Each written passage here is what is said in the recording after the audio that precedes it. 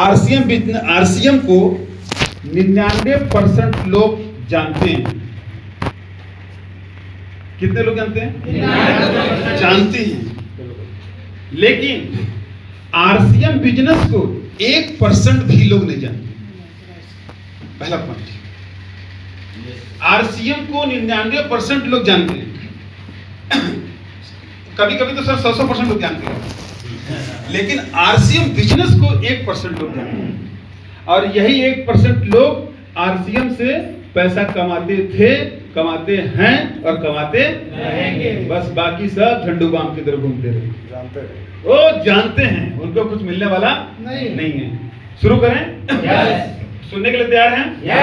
RCM business यानी right concept marketing, यानी बाजार करने का एक सही तरीका और व्यापार करने का एक नया तरीका, बिना पूंजी का व्यापार करने का एक सही तरीका और कम टाइम में बिजनेस खड़ा करने का एक नया कॉन्सेप्ट जिसका नाम है आरसीएम। आइए समझते हैं। जब राइट कॉन्सेप्ट मार्केटिंग हम बोल रहे हैं, इसको बोल रहे हैं खरीदारी करने का सही तरीका, तो इसका जरा पुराना तरीका देखा जाए कि क्या हो सकता है। तो आप बोलेंगे, जवाब दूंगा।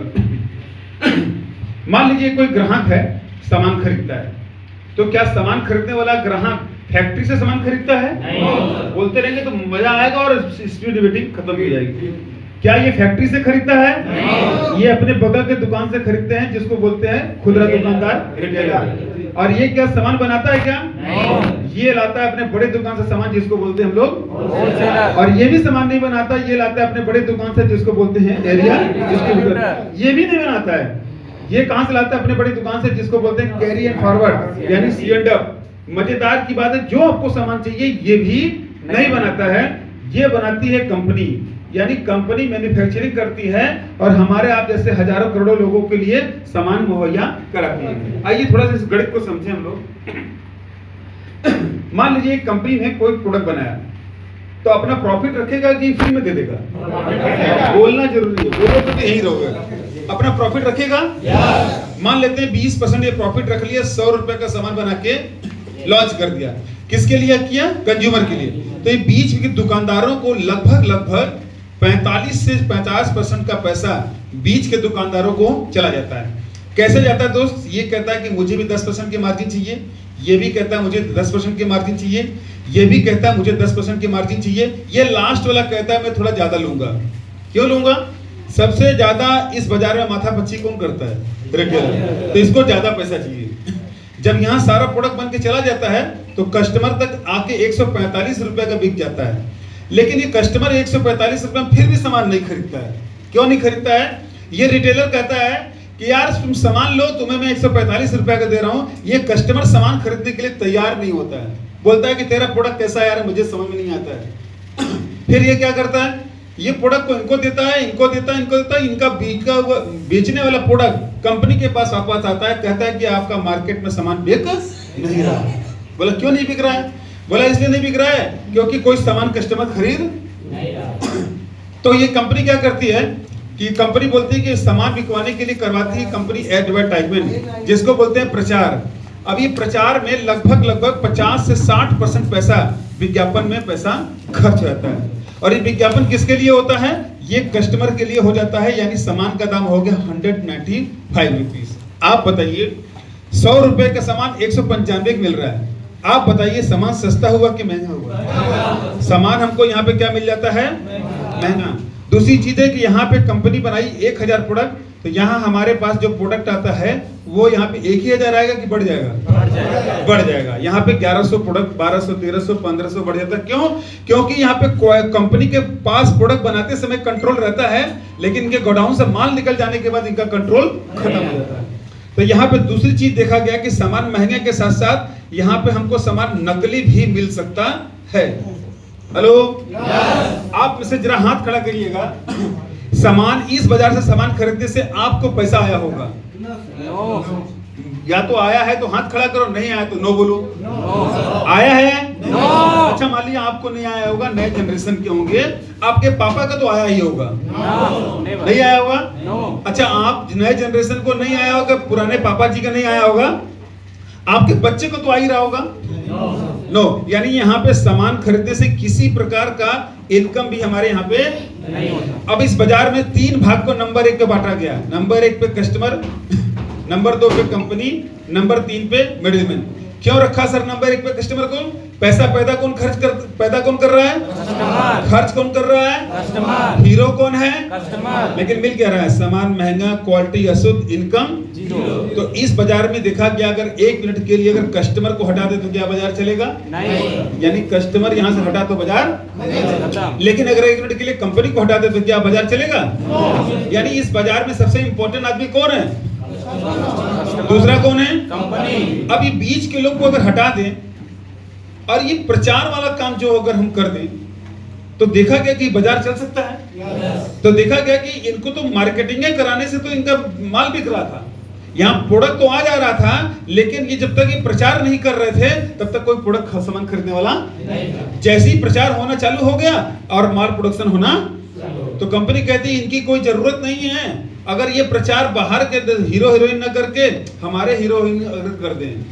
इसी सिस्टम को फॉरेन में नाम रखा गया DSM, डायरेक्ट सेलिंग मेथड। सन 2000 में हिंदुस्तान में यही कॉन्सेप्ट लॉन्च किया गया, RCM, right concept of marketing. यहाँ भी कंपनी 80 रुपए सामान बनाती है, 20 रुपए प्रॉफिट रख के 100 रुपए का सामान बना के तैयार करती है। तो सामान कंपनी कहती है कि सामान हम आपको यहाँ पे 145 रुपए के देंगे, क्योंकि यहाँ पे बीच में कोई मिडिल मैन यहाँ पे नहीं है। अब मुझे बताइएगा कि 100 रुपए का सामान पहले मिल रहा था 195 का, उसके बनस्पत अब RCM में देखते हैं कि क्या हो सकता है कि 190 का सामान 145 का मिल रहा है। सामान सस्ता होगा कि महंगा होना चाहिए? जो नहीं बोल रहे महंगा, ये नहीं समझ में आया? कुछ समझ में तो दूसरा चीज देखिए, यहाँ पे कंपनी बनाती है 1000 प्रोडक्ट, सारा ऑनलाइन सिस्टम होता है, तो यहाँ भी सामान कितना आएगा? यानी शुद्धता की 100% की यहाँ पे क्या है? गारंटी। तीसरा चीज कंपनी कहती है, मेरे भाई मेरे दोस्त, अगर यहाँ पे 100 रुपए का सामान बिक रहा है तो यहाँ भी 100 रुपए बिक रहा था, 195 का क्यों बेच रहे थे? क्योंकि मिडिल मैन थे, प्रचारक थे। अब ये हट गए तो कंपनी कहती पहले भी मुझे 100 रुपए से मतलब था, आज भी मेरे को कितने से मतलब है? 100। और ये 45% कहाँ जाएगा? ये जाता था पहले प्रचार करने वाले के बीच में।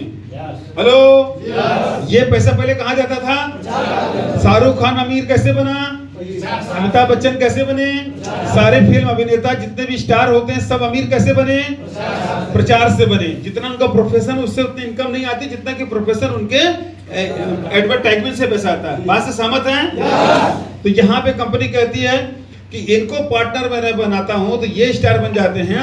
अगर मैं 125 करोड़ लोगों को कंपनी का 45% का बिजनेस पार्टनर बना दूं तो जो सारे ये पैसा लगभग 13 लाख करोड़ रुपया, 13 लाख करोड़ रुपया सालाना विज्ञापन में जो पैसा खर्च होता था, वही 13 लाख करोड़ रुपया हम आप बैठे हुए सभी लोगों के बीच में पैसा बांट रहे हैं। चौथा, कंपनी कहती है कि आपको MRP पे मिनिमम 10% से लेके 25% का CDC देंगे, जिसको बोलते हैं काउंटर डिस्काउंट। यानी जब हम सामान खरीदते हैं यहाँ से, आपको कभी भी सामान आपको यहाँ पे जो भी मिलता है आपको दाम पे छपे हुए नहीं मिलता है, हमेशा आपको 20%, 15 से 20-25% का डिस्काउंट भी मिलता है। मिलता है कि नहीं मिलता है? पांचवा फायदा है, कंपनी कहती है यहाँ से जिंदगी भर खरीदारी किए कुछ नहीं मिला, जैसे ही यहाँ से खरीदारी करोगे 6 माह की खरीदी के बाद 1 माह का सामान आपको यहाँ पे कंसल्टेंसी के रूप में आपको फ्री ऑफ कॉस्ट में सामान मिलता है, और साल में 2 बार आपको यहाँ पे सामान आपको फ्री मिलता है। लेना चाहिए। और छठवां लास्ट फायदा कि अगर आपने काम करने के बीच में थोड़ा सा नेटवर्क बनाया, काम किया, तो आपको यहाँ पे एक बहुत अच्छी इनकम, रॉयल्टी जैसी इनकम आपके घर में आएगी, और उसकी रकम कुछ भी हो सकती है, 20-25 हजार रुपया, लाख रुपए, 10 लाख रुपए, 15 लाख रुपए महीने की इनकम हो सकती है। लेना चाहिए। अब आइए देखिए, मैंने इस पे ज्वाइन करने के लिए आपको देना है KYC। आपको KYC में क्या देना है? एक आपको आधार कार्ड देना है, दूसरा है आपको एक बैंक पासबुक देना है, तीसरा एक आपको आधार बैंक हो गया, आपको एक फोटो देनी है ये, और आपको पैन कार्ड की कॉपी। ये देते ही आप इस कंपनी के कस्टमर न बन के क्या बन जाएंगे? You are distributor. आप ध्यान हटो की मत, इधर रहिए। क्या बन जाते हैं? Associate buyer. क्या बन जाते हैं? Associate buyer. अब बताइए, आपसे पूछना चाहता हूं, अगर इतनी सारी बेनिफिट मिले और व्यापार करने का मौका मिले और पार्ट टाइम करने का मौका मिले, हमें लोगों को शेयर करना चाहिए कि नहीं करना चाहिए? बिजनेस करना चाहते हैं? कंपनी कहती है कि कुछ मत करो, यहाँ बस शेयर करो। आप सिस्टम में आ गए, आपने 2 लोगों को बताया, क्या बताया? ये सारी चीजें। तो ये भी किसी ने किसी को बताएगा कि नहीं बताएगा? अगर ये भी किसी ने किसी को बताएगा कि नहीं बताएगा? ये भी किसी ने किसी को बताएगा कि नहीं बताएगा? ध्यान सुनिए, अगर यहाँ हम इस दुकान को अमीर बनाते चले आए, इस दुकान को अमीर बनाते चले आए, जितना हम प्रचार करते हैं हम इनको अमीर बनाते चले आए, इनको अमीर बनाते चले आए, इनको अमीर बना, लेकिन ये बेचारा सबको अमीर बना दिया, खुद गरीब हो गया। लेकिन यहाँ क्या होता माय डियर फ्रेंड, शुरुआत किए, मैंने पहले 1 महीने में 2 लोगों को बताया पार्ट टाइम, आप भी शुरू कर सकते हैं आज से। तो ये भी किसी न किसी को सर बताएगा कि नहीं बताएगा? तो अगले माह आपके साथ 2 नहीं 4 लोग आ जाएंगे। ये आपके काम के ऊपर डिपेंड करता है। लेकिन मैं आपको ये बता रहा हूँ, तीसरे महीने देखिएगा 8 होंगे, चौथे महीने देखिएगा 16 होंगे, 5वें महीने देखिएगा तो 32 होंगे, 6ठे महीने देखिएगा तो 64 होंगे, 7वें में देखेंगे तो 128 होंगे, 8वें में होंगे तो 256 होंगे, 9वें में होंगे तो 500, 10वें महीने देखेंगे तो 1024, 11वें महीने देखेंगे तो 2048, और 12वें महीने देखेंगे तो 4000, और अगर 13वें महीने बाद 1 साल के बाद देखेंगे तो लगभग 8196 आएंगे। मैं राउंड फिगर यहाँ पे 8000 लोगों का नाम रख रहा हूँ। हेलो, मैंने शुरुआत में क्या लिखा है जो नहीं बोल रहे हैं? किसी भी बिजनेस का गुणा भाग कैलकुलेशन 3 महीने में हिसाब होता है कि 6 महीने में होता है कि साल भर? साल भर में टर्नओवर होता है। जो नहीं बोल रहे हैं वो आरसी समझ रहे हैं। कितने साल होता है? तो आप पहले 1 साल बिजनेस करिए, उसके बाद तर्क वितर्क करिएगा कि सर कुछ आया नहीं। पहले 1 साल बिजनेस करके देखिए, प्रॉफिट एंड लॉस ज्वाइन करने के बाद समझ में नहीं आता है, काम करने के बाद समझ में आता है। अब यहाँ पे एक व्यक्ति 8000 टीम में है, मदर है, फादर है, वाइफ है, बच्चे हैं। अगर हम जोड़ें, अगर एक व्यक्ति घर में 5 लोग भी हैं, गरीबी रेखा के हिसाब से अगर 50 रुपया सुबह का खाना नाश्ता पानी, सर मान लीजिए जोड़ता हूँ, है ना, और शाम का भी मिला दे तो 100 रुपया पर डे का हो गया। यानी एक व्यक्ति एक दिन में कितने रुपए का घर में खर्चा है? 500 रुपए का। गणित नहीं लगाने आता तो लगा लीजिए। तो कितने रुपए का एक दिन में उसका व्यक्ति का घर का खर्चा कितना रुपया हो गया? 500। सर आ गए, एक बार जोरदार खड़े होकर ताली बजा दीजिए। वेलकम, जोरदार, give it a big hand, जोरदार।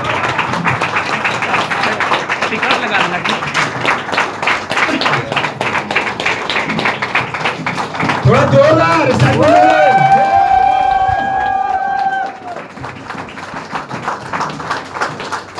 Thank you. एक्साइटेड है? सर आ गए हैं? तो थोड़ा सा फास्ट करते हैं, ठीक है? रेडी हैं? हम लोग बात कर रहे थे यहाँ पे कि 500 लोग अगर हमारे बीच में हैं, ठीक है? अगर 500 रुपए एक दिन का खर्चा हो रहा है तो 30 दिन का कितना होगा मेरे भाई? कितने रुपए का? और हमारे टीम में लोग हैं कितने? तो हम इसको 15,000 करके 500 कर लेते हैं, थोड़ा सा कैलकुलेशन के पॉइंट से समझाने के लिए। कितना तो कर सकते हैं? तो 8 पंजे 40, 3 जीरो ये ले लीजिए और 2 जीरो ये, इकाई, दाई, सैकड़ा, हजार, 10,000, लाख, 10 लाख। कितने का व्यापार हो गया? 40 लाख। अब 40 लाख का धंधा हो गया तो कंपनी बोलती है कि मेरे भाई कंपनी आपको 45% का पार्टनर बनाई है, 8% पैसा रॉयल्टी में देती है और 4% से लेके 22% पैसा बांट देती है परफॉर्मेंस बोनस पैसा। यानी 22% परफॉर्मेंस बोनस आपके डाउनलाइन में जाएगा। ध्यान से सुनिए, 5% आपको यहाँ रॉयल्टी बोनस जाएगा, फिर इसके ऊपर में टेक्निकल होते हैं 5% उनको जाएगा। अगर जोड़े तो 22 और 8 22 8 30 में होगा, और 30 और 5 और कितने परसेंट का कंपनी पार्टनर बनाई है? तो 10% कहाँ गया? फ्री प्रोडक्ट नहीं, इससे मत बोलिए, कंसिस्टेंसी प्लान में। किसमें गया? कंसिस्टेंसी, यानी 10% हमारा उसमें चला गया। हो गया ना पूरा कैलकुलेशन? कंपनी कहीं पैसा ले जा रही है, किसका पैसा? हमारा पैसा, हमारे के बीच में पैसा। जो बात यहाँ प्रचार में दिखाया गया था, सारा पैसा प्रचारक में जा रहा था, अभी सारा पैसा हमारे आपके बीच में पैसा बटना शुरू हो गया। तब जैसे देखते हैं 8% निकालते हैं दो कट करते हैं, लगभग 3,20,000 रुपया जो हमें पहले प्लान देखे थे, यही प्लान हमको बहुत आकर्षित किया था कि एक महीने की 3,20,000 रुपए के महीने की इनकम आ सकती है। मान लो नहीं आए, काम किए, इसका 50% 4,000 भी लोग आए, तो आदमी कम, टर्नओवर कम, तो हमारी इनकम भी कम होगी कि नहीं होगी? बोलते रहिए। मान लो ये भी नहीं आया, 2,000 भी लोग आ गए, तो हमारी इनकम 80,000 रुपया आएगी कि नहीं आएगी? आएगी कि नहीं आएगी? आएगी। अब इससे नीचे नहीं जाएंगे, क्योंकि इससे ज्यादा इनकम आ रही है। प्लान दिखाना चाहिए। अब कुछ भी मत करो, प्लान मत दिखाओ, बिजनेस बढ़ेगा? सबसे मुख्य काम क्या है? जहां लोग बोलते हैं कि सर नहीं चलेगा, तो क्या दिखाना है? बी ग्रुप को बढ़ाना है तो क्या करना होगा? डेप्थ वर्किंग बढ़ाना होगा तो क्या करना होगा? तीसरा ग्रुप खोलना है तो क्या करना होगा? चौथा ग्रुप खोलना होगा तो क्या करना होगा? नीचे के डेप्थ जाके बिजनेस खड़ा करना होगा तो क्या करना होगा? कोई व्यक्ति बोला सर बिजनेस नहीं चला, हताश होकर घर में रो रहा है, उसके लिए साथ में जाके क्या करना होगा? नए व्यक्ति को पकड़ कर रॉयल्टी करने के लिए क्या करना होगा? कुछ भी कर लो, कैसे भी कर लो, आपको एक काम का हथियार बनाना पड़ेगा। उस यूएसपी काम का नाम है आरसीएम बिजनेस का show the plan, show the plan, show the plan.